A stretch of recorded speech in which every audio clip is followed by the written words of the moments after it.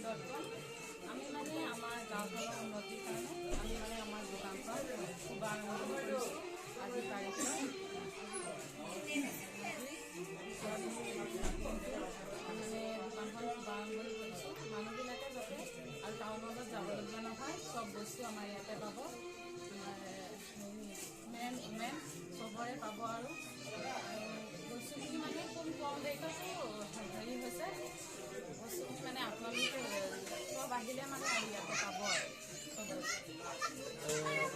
Online booking কৰিছে নেকি?